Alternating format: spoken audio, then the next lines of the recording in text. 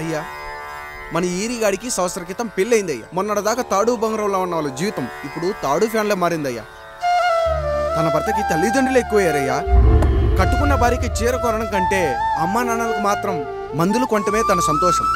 పొద్దున లేచిన దగ్గర నుంచి తల్లిదండ్రుల పనులు పెళ్ళ ముద్దు ముచ్చట తీర్చట్లేదని తల్లిదండ్రులను వృద్ధాశ్రమంలో చేరిస్తే తను తన భర్త సంతోషంగా ఉంటామని వీరిగాడి భార్య సావిత్రి రచ్చబండి ఫిర్యాదు చేసిందయ్యా. చూడమ్మా, ప్రతి స్త్రీ జీవితం 3 ఆకులతో ముడిపడి ఉంటుంది. పెళ్లిల్లో మావిడాకులు, శోభనం గదిలో తమలపాకులు, ఆ తర్వాత భర్తతో విడాకులు. మావిడాకులు గుమ్మానికి కట్టొచ్చు, తమలపాకులతో కిల్లీలు కట్టొచ్చు, కానీ విడాకులతో కాపురాలను కట్టలేమమ్మా, కట్టలేం. నన్నేం చేయమంటారు? నాకంటూ కోరికలుండవా? భర్తతో సరదాగా ఒక్కదాన్నే గొడవ పడాలని, ఆయన కష్టపడి అలిసొస్తే పక్కింటి వాళ్ల కబుర్లన్నీ చెప్పాలని, వచ్చిన జీతం మొత్తం చేతికిచ్చాక నేనే 10ో 12కో చేతిలో పెడితే ఆయన కళ్లల్లో ఆనందం చూడాలని నాకనిపించదా?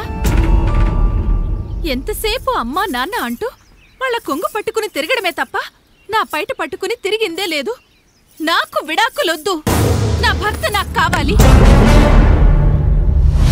ఎరా, నీ భార్య చెప్పింది విన్నావుగా, ఏమంటావు? అయ్యా, మీరు నా వైపు కూడా ఆలోచించండి అయ్యా.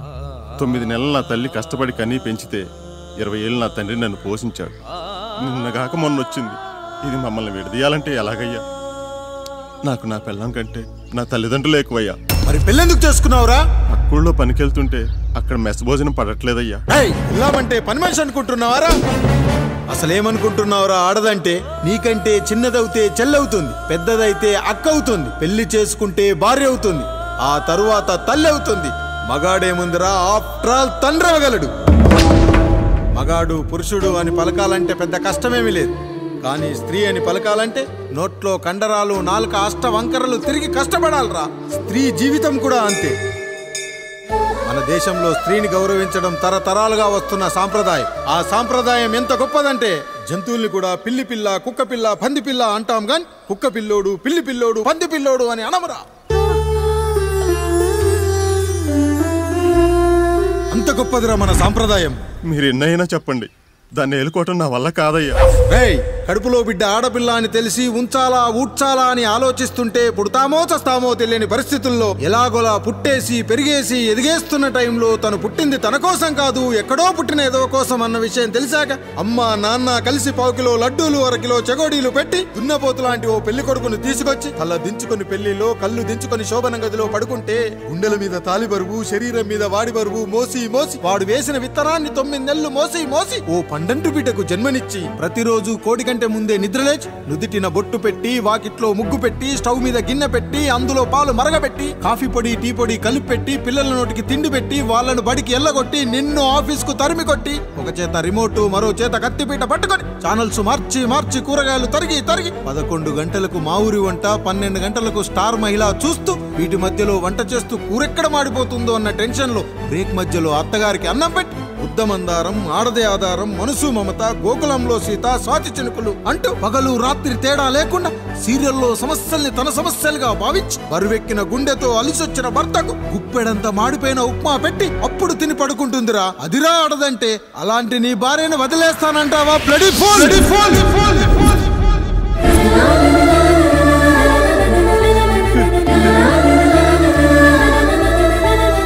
కుక్కలో ఆడదాని గురించి చెప్పాలంటే నాకు 3 నిమిషాలు పట్టిందిరా. 3 ముళ్ళేసిన నీకు ఆడదాని గురించి తెలియాలంటే ఎన్ని జన్మలెత్తాలరా. అయ్యా అయ్యా, నా తప్పు నేను తెలుసుకున్నానయ్యా.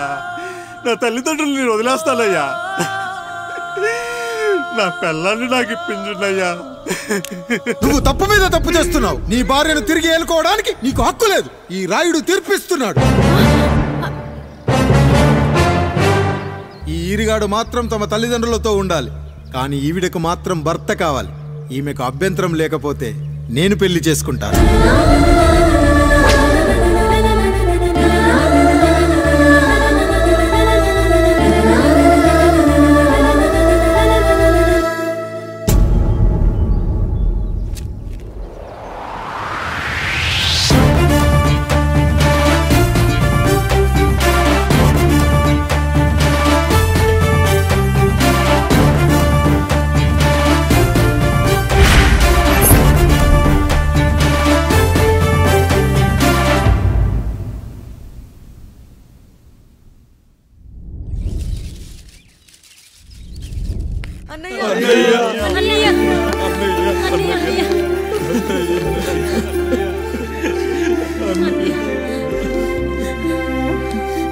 రాత్రి చాలా భయం వేసిందనయ్యా. ఇప్పుడు మమ్మల్ని వదిలి వెళ్ళకన్నయ్యా.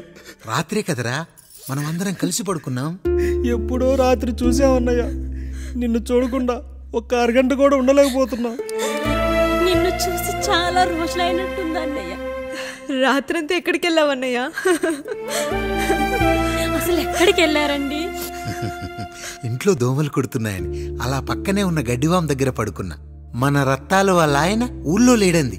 సరే అని తను తోడుగా తీసుకెళ్ళా.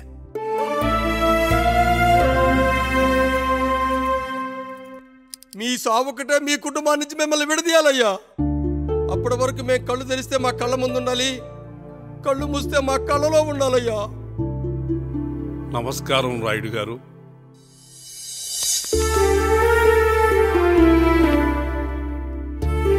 నమస్తే. ఏం జడ్జి గారు ఎప్పుడొచ్చారు? ఇప్పుడే. రాయుడు గారు, మీ కుటుంబం గురించి వినడమే గాని ఇప్పుడే చూస్తున్నాను. ఒక్కసారి మీ కుటుంబ సభ్యుల్ని నాకు పరిచయం చేయండి రాయుడు గారు. వాళ్ళు నా తమ్ముళ్ళు.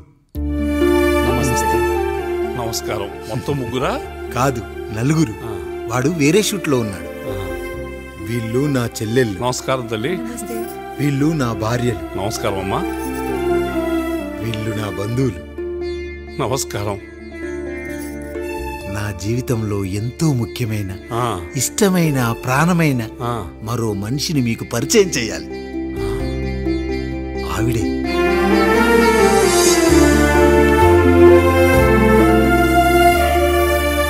నమస్తే తల్లి. ఆవిడ మా పని మనిషి. తను వాళ్ళ అమ్మాయి. నాకు కూతురు లాంటిదే.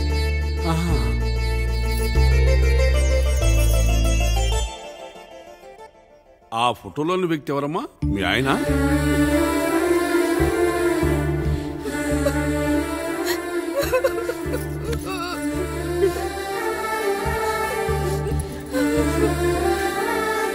చనిపోయారా?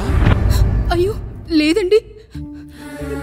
ఎక్కడ పడితే అక్కడ, ఏది పడితే అది వాగుతున్నాడని పోలీసులు నగర బహిష్కరణ చేశారండి. మళ్ళా ఎప్పుడొస్తాడు? నెక్స్ట్ సీన్కి వచ్చేస్తాడండి. ఈ అనుబంధాలు, ఆప్యాయతలు చూసిన తర్వాత నాకు ఒక కోరిక కలుగుతుంది రాయుడు గారు. మీరు కాదనరనే ధైర్యంతో అడుగుతున్నాను. అడగండి. నాకు ఒక్కతే కూతురు. ఆమెను మీ కుటుంబంలో సభ్యురాలుగా చేసుకుంటారని. తప్పకుండా. నా భార్యలకు అభ్యంతరం లేకపోతే తనను నేను పెళ్లి చేసుకుంటా.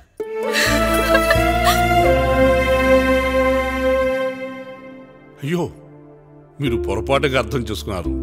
మీ పెద్ద తమ్ముడికి ఇచ్చి చేస్తారని.